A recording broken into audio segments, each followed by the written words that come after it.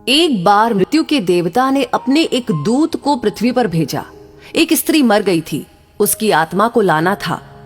आदेश पाकर देवदूत आया, लेकिन वहां जाकर वो बेहद चिंता में पड़ गया, क्योंकि 3 छोटी छोटी लड़कियां, वो भी जुड़वा, एक अभी भी उस मृत स्त्री के स्तन से लगी है, एक चीख रही है, पुकार रही है, और एक रोते रोते सो गई है।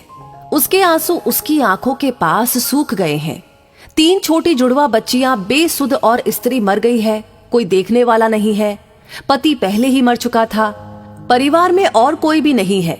इन 3 छोटी बच्चियों का क्या होगा? उस देवदूत को जब ये ख्याल आ गया तो वो बहुत दुखी मन से खाली हाथ वापस लौट गया और बिना उस स्त्री की आत्मा को लिए ही अपने धाम पहुंच गया। उसने जाकर अपने प्रधान देवता से कहा कि मैं नहीं ला सका उस स्त्री की आत्मा को, मुझे क्षमा करे, लेकिन आपको वर्तमान स्थिति का पता ही नहीं है। 3 जुड़वा मासूम बच्चियां हैं, छोटी छोटी, दूध पीती। एक अभी भी मृत मां के स्तन से लगी है, एक रोते रोते सो गई है, और दूसरी अभी भी चीख पुकार कर रही है। हृदय मेरा ला न सका। क्या ये नहीं हो सकता कि इस स्त्री को कुछ दिन और जीवन दान दे दिया जाए? कम से कम ये बेसहारा लड़कियां थोड़ी बड़ी हो जाएं, क्योंकि इस दुनिया में अब उन्हें कोई देखने वाला नहीं है। मृत्यु के देवता ने उसकी बातों को ध्यान से सुनकर गुस्से में कहा, अच्छा, तो तू बड़ा समझदार हो गया है। उस व्यक्ति से भी ज्यादा जिसकी मर्जी से मौत होती है, जिसकी मर्जी से जीवन होता है, जो पूरी दुनिया का मालिक है। तो तूने अपने जीवन में आज पहला पाप कर दिया है और इसकी तुझे सजा मिलेगी। और सजा ये है कि तुझे पृथ्वी पर वापस चले जाना पड़ेगा, और जब तक तू 3 बार अपनी मूर्खता पर न हंस ले तब तक वापस यहां न आ सकेगा। वह देवदूत राजी हो गया दंड भोगने के लिए, लेकिन फिर भी उसे लगा कि सही तो मैं ही हूं, और तब अपनी मूर्खता पर हंसने का मौका कैसे आएगा? उसे लगा कि यह शायद असंभव है। उस देवदूत को वापस पृथ्वी पर फेंक दिया गया। वहीं पास में ही जहां देवदूत बेसुध पड़ा हुआ था, एक मोची सर्दियों के दिन करीब आने के कारण कुछ रुपए लेकर अपने बच्चों के लिए गर्म कपड़े और कंबल खरीदने शहर जा रहा था। उसने राह के किनारे एक नंगे आदमी को ही पड़े हुए ठंड में ठिठुरते देखा। ये नंगा आदमी वही देवदूत है जो पृथ्वी पर फेंक दिया गया था। उस मोची को देवदूत की हालत देखकर दया आ गई, और उसने बिना कुछ सोच विचार किए अपने बच्चों के लिए कपड़े खरीदने की बजाय उस देवदूत के लिए कंबल और कपड़े खरीद लिए। देवदूत के पास न खाने के लिए कुछ था और न ही रहने का कोई ठिकाना। उस पर तरस खाकर मोची ने कहा कि तुम मेरे साथ मेरे घर चलो, और अगर तुम्हें देखकर मेरी पत्नी नाराज भी हो जाए तो बुरा मत मानना, क्योंकि बच्चों और परिवार के कपड़े खरीदने के पैसे मैंने तुम पर खर्च कर दिए। ये जानकर पत्नी जरूर से नाराज होगी, लेकिन फिर सब कुछ दिनों में ठीक हो जाएगा। उस देवदूत को अपने साथ लेकर मोची घर लौटा, लेकिन न तो मोची को देवदूत की सच्चाई का पता था और न ही उसकी पत्नी को। जैसे ही देवदूत को लेकर मोची घर में पहुंचा तो उसकी पत्नी एकदम पागल हो गई, बहुत नाराज हुई, बहुत चीखी चिल्लाई। मोची के घर के माहौल को देखकर देवदूत पहली बार हंसा। उसे हंसते देख अचरज में मोची ने कहा, हंसते क्यों हो भाई, बात क्या है? देवदूत ने गंभीरता से कहा, मैं जब 3 बार हंस लूंगा तब सब बता दूंगा, लेकिन फिलहाल मुझसे कुछ भी मत पूछो। दरअसल देवदूत पहली बार इसलिए हंसा क्योंकि उसने देखा कि इस मोची की पत्नी को पता ही नहीं है कि मोची एक देवदूत को अपने घर लाया है, जिसके आते ही घर में हजारों खुशियां अपने आप आ जाएंगी और उनके सारे गम दूर हो जाएंगे। लेकिन आदमी देख ही कितनी दूर तक सकता है?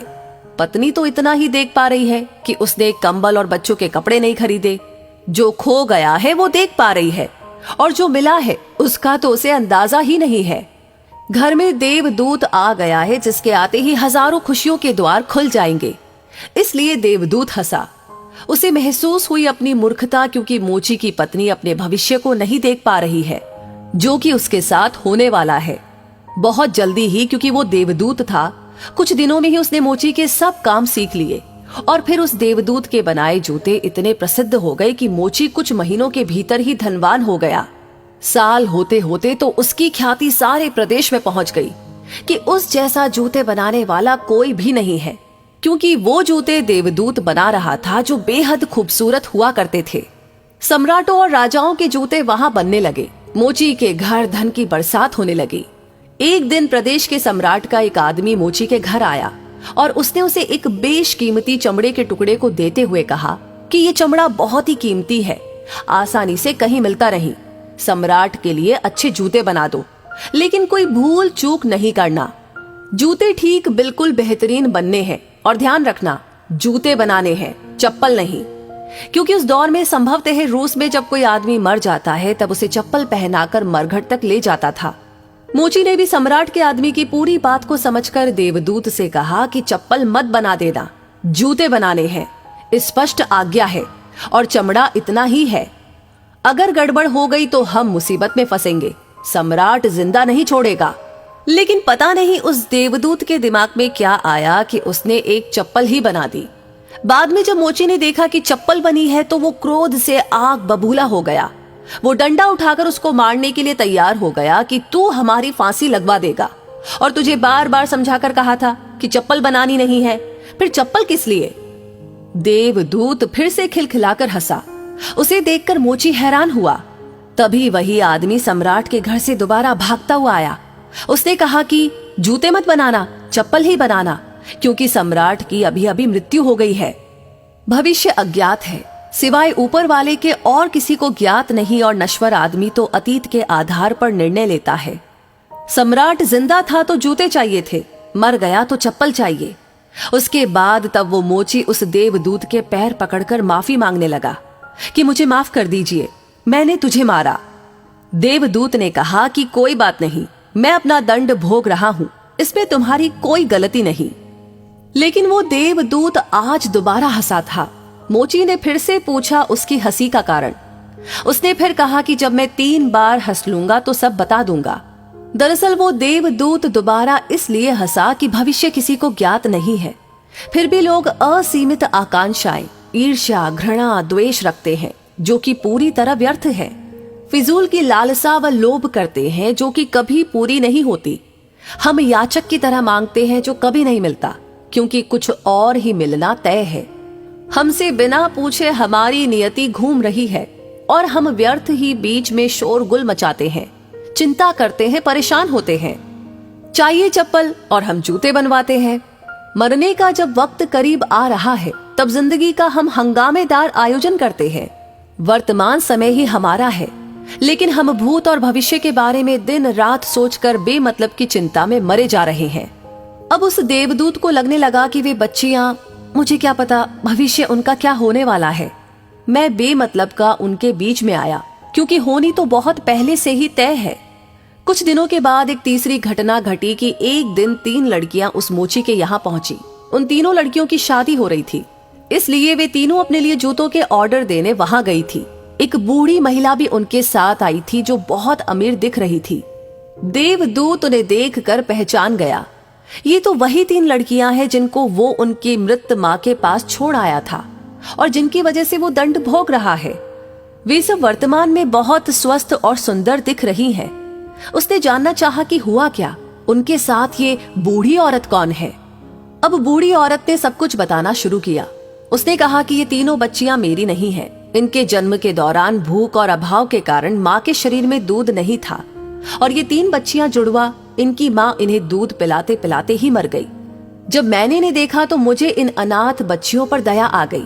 मेरे कोई बच्चे नहीं थे, इसलिए मैंने इन तीनों बच्चियों को गोद ले लिया। बूढ़ी महिला ने अपनी बात को आगे बढ़ाया और कहा कि अगर आज भगवान की कृपा से इनकी माँ जिंदा रहती तो भी शायद ये तीनों बच्चियां गरीबी, भूख, दीनता और दरिद्रता में बड़ी होती। माँ दुर्भाग्यवश भले ही मर गई हो, फिर भी ये तीनों बच्चियां बहुत बड़े धन, वैभव व संपदा में पली, और अब मेरे बाद सारी संपदा की यही 3 मालकिन है। फिलहाल तो इन तीनों का एक सम्राट के परिवार में विवाह हो रहा है।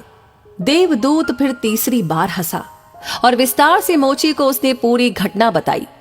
उसने कहा कि भूल मेरी थी, नियति बड़ी है और हम उतना ही देख पाते हैं जितनी समझ है, लेकिन जो कभी नहीं देख पाते बहुत वृहद विस्तार है उसका। मैं अपनी मूर्खता पर 3 बार हंस लिया हूं। अब मेरा दंड पूरा हो गया और अब वापस जा रहा हूं। उसके बाद देवदूत को अपनी गलती का एहसास हुआ और वो वापस अपने धाम लौट गया। तो दोस्तों, इस कहानी के बारे में आपकी क्या राय है, आप क्या सोचते हैं, हमें कमेंट बॉक्स में लिख करके जरूर बताएं और इस वीडियो को ज्यादा से ज्यादा लोगों के साथ शेयर करें। क्योंकि आपका हर एक कमेंट, हर एक लाइक और हर एक शेयर हमें इंस्पायर करता है ऐसी कहानियां, ऐसे वीडियोस आप तक पहुंचाने के लिए। साथ ही हमारी हर वीडियो को सबसे पहले पाने के लिए हमारे पेज को फॉलो करना ना भूलें।